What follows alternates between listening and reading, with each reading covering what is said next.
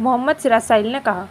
राष्ट्रपति पद का चुनाव सत्ताधारी राजनीतिक दल के गठबंधन और विपक्षी दलों के गठबंधन को सर्वसम्मति से संपन्न कराने के प्रयास करना चाहिए। देश के इस सबसे उच्च और महत्वपूर्ण पद के लिए चुनाव होना पर भारी है। उसमें किसी प्रकार से भी मतदान करने वाले जनप्रतिनिधियों को सत्ताधारी गठबंधन के द्वारा प्रलोभन या फिर धन का इस्तेमाल करना चाहिए, पक्ष में करने पार्टी और स्वयं के निजी स्वार्थ के प्रति। वहीं विपक्षी दल के गठबंधन के उम्मीदवार के पक्ष में प्रचार करने वाले दलों की जात-पात, सांप्रदायिक या क्षेत्रवाद की दुहाई देकर अपने पक्ष में वोट करने के लिए प्रयास से मतदाताओं को लुभाने से परहेज करना चाहिए। वर्तमान समय में हमारे देश में राष्ट्रपति पद के चुनाव को लेकर प्रचार कार्य जोरों पर है। हर बार की तरह विपक्ष की ओर से जसवंत सिन्हा को उम्मीदवार बनाया और प्रचारित किया जा रहा है। वहीं सत्ताधारी गठबंधन की उम्मीदवार के तौर पर द्रौपदी मुर्मू मैदान में है। हमारा मत है कि जब राष्ट्रपति पद के चुनाव में मतदान गुप्त रूप से होता है और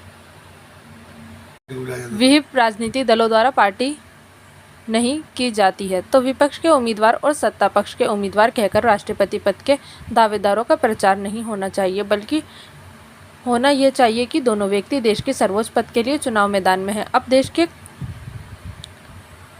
कर्णधार जनप्रतिनिधि अपने विवेक के आधार पर मतदान करें, क्योंकि यदि भारतीय जनता पार्टी का पिछला रिकॉर्ड देखा जाए तो इसमें एक बार डॉक्टर APJ अब्दुल कलाम को, एक बार रामनाथ कोविंद को और इस बार द्रौपदी मुर्मू को अपना उम्मीदवार बनाकर यह संदेश देना चाहा है कि मुस्लिम, दलित और आदिवासी समाज की उन्हें फिक्र है। इस मामले में मेरा मत है कि डॉक्टर APJ अब्दुल कलाम के राष्ट्रपति बनने से मुसलमानों की समस्याओं का सटीक समाधान नहीं हुआ, ना ही रामनाथ कोविंद के राष्ट्रपति पद पर द्रौपदी मुर्मू के चयन से समूचे आदिवासी समाज का उत्थान हो जाएगा।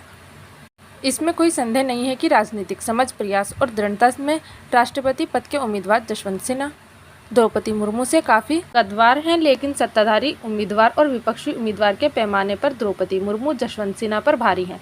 अब चुनाव की गरिमा और निष्पक्षता का तकाजा है कि मतदाताओं को अपनी अंतरात्मा की आवाज़ पर मतदान करना चाहिए, न कि अपनी पार्टी और स्वयं के निजी स्वार्थ के प्रति वशीभूत होकर मतदान में हिस्सा लेना चाहिए।